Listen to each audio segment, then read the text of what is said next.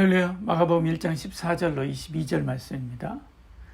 요한이 잡힌 후 예수께서 갈릴리에 오셔서 하나님의 복음을 전파하여 이르시되 내가 자꾸 하나님의 나라가 가까이 왔으니 회개하고 복음을 믿으라 하시더라.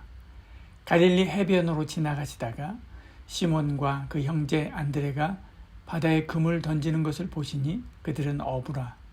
예수께서 이르시되 나를 따라오라. 내가 너희로 사람을 낚는 어부가 되게 하리라 하시니 곧 그물을 버려두고 따르니라.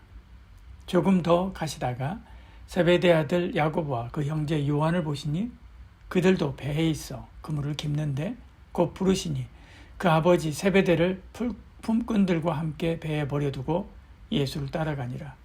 그들이 가버나움에 들어가니 예수께서 곧 안식일에 회당에 들어가 가르치심에 못사람이 그의 교훈에 놀라니 이는 그가 가르치시는 것이 권위 있는 자와 같고 서기관들과 같이 아니함일러라. 아멘.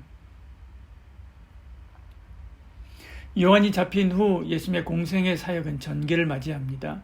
유대에서 갈릴리, 특히 그 중에서도 가버나움을 중심으로 복음 전하는 사역에 진력하지요. 주님이 선포한 내용은 하나님의 나라가 가까이 왔다라고 하는 것입니다. 그러니 회개하고 복음을 믿어야 된다는 것이었죠. 15절에 때가 찼고 하나님의 나라가 가까이 왔으니 회개하고 복음을 믿으라 하시더라 이렇게 말씀합니다. 하나님의 나라는 하나님이 다스리는 나라입니다. 공의로 다스립니다. 거짓과 죄와 악이 설 자리가 없지요. 누구나 다 바라고 원하는 나라이지요. 두 손을 들어 환영해야 하는 나라입니다. 그런데 우리는 환영할 처지가 되지 않습니다. 우리는 그 나라에 들어갈 자격이 없기 때문에 그렇지요. 다 그릇 행하여 제 길로 갔기 때문에 그렇습니다. 그러나 주님은 기쁜 소식 복음을 들고 오셨습니다. 더럽기가 한량없는 우리도 그 나라에 들어갈 수 있다는 것이지요. 그것은 죄를 회개하고 우리를 위해 십자가에서 대신 죽으신 주님을 믿으면 된다는 것입니다. 이것이 주님이 가르치고 전하신 메시지의 핵심입니다. 주님이 사시고 죽으신 삶의 목적이었습니다. 오늘 우리도 이 복음을 믿고 구원받아 하나님의 나라에 들어가게 되었습니다. 이제 우리도 외쳐야 되는 거죠. 하나님의 나라가 가까이 왔으니 회개하고 복음을 믿으라. 그렇게 외쳐야 됩니다. 주님이 그래야 하셨듯이 우리도 이 복음을 전해야 되는 거지요. 예수님은 갈릴리 해변에서 제자들을 부르십니다. 갈릴리는 길이가 약 20km, 너비는 10km 정도 됩니다. 가장 깊은 곳이 약 50m 정도 되는 작은 담수호입니다. 반면에 대청호의 길이는 86km입니다. 댐의 높이가 72m나 됩니다. 갈릴리 호수가 얼마나 아담한지 알 수 있습니다. 그런데 주님은 거기서 세계의 판도를 바꿀 제자들을 부르지요. 예수께서 이르시되 나를 따라오라. 내가 너희로 사람을 낚는 어부가 되게 하리라 하시니 이렇게 말씀합니다. 크고 작은 것이 문제가 아닙니다. 우리도 우리나라를 지칭할 때 작은 나라라고 말합니다. 중국이나 러시아, 미국, 브라질 이런 나라에 비하면 작은 나라임에 틀림이 없지요. 그러나 이스라엘은 더 작은 나라입니다. 남한의 면적이 10만 제곱킬로미터인데 이스라엘은 2만 제곱킬로미터밖에 되지 않습니다. 여기 부르심을 받은 제자들도 보잘것없는 사람입니다. 정규 교육을 받은 사람이 아닙니다. 어부로 자라고 살던 사람입니다. 사람들은 나사렛에서 무슨 선한 것이 나겠느냐 했지만 예수님이 거기서 보잘것없는 제자들을 불러 세상을 바꾸었습니다. 오늘 우리도 부족합니다. 보잘것없습니다. 그러나 보잘것없지 않지요. 나를 부르신 이가 하나님이시고 내게 맡겨준 영혼이 천하보다 귀한 영혼이기에 우리는 보잘것없지 않지요. 어깨를 펴고 당당하게 세상 역사 한가운데서 영혼을 살리는 업으로 굳게 서야만 하지요. 제자들은 주님의 부르심에 즉각 응답합니다.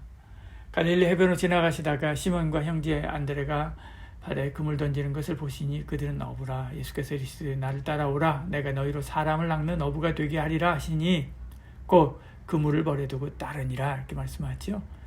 조금 더 가시다가 야고보와 요한 또한 부르시지요. 그들도 주님의 부르심에 곧바로 응답하고 따릅니다. 그들이 그렇게 한 것은 세례 요한이 앞서서 주님을 전하고 가르쳤기 때문에 그렇습니다. 세례 요한은 제자들에게 예수님이 메시아다라고 가르쳤습니다. 모세와 선지자들이 전하고 가르쳤던 하나님의 아들, 이스라엘의 왕이 바로 이분이라고 가르쳤습니다. 그러기에 주님의 부르심에 그들은 그 즉시 그물을 버려두고 따른 것이지요. 주님은 이렇듯 여러 사람들과 합력해서 제자 훈련 사역을 완성합니다. 하나님 보내신 세례 요한의 예비 교육이 있었고 예수님 부르심과 가르침이 있었습니다. 성령님의 계속되는 기름 부으심이 있었지요. 주님은 제자들과 함께 이 사역을 이어갑니다. 십자가의 죽으심으로 끝나지 않습니다. 사도와 속사도 그 제자의 제자를 통해서 이 일을 오늘도 이루고 계십니다. 오늘 우리도 그 주님과 함께 동역합니다. 한 팀입니다. 주님의 동역자, 하나님의 동역자지요.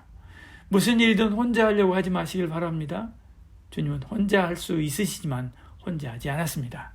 많은 이들과 함께 앞뒤로 동역하신 것은 오늘 우리도 주님과 동역하길 원하시기 때문에 그렇습니다. 오늘도 주님과 동행하고 동역하는 저와 여러분 되기를 축복합니다. 오늘 우리에게 복음을 주신 주께 감사합시다. 작지만 작지 않은 이유를 분명히 알고 당당하게 하나님의 사람으로 삽시다. 주님과 동역하여 감당해야 될 일이 무엇입니까? 그 일을 감당하시길 바랍니다. 기도하겠습니다.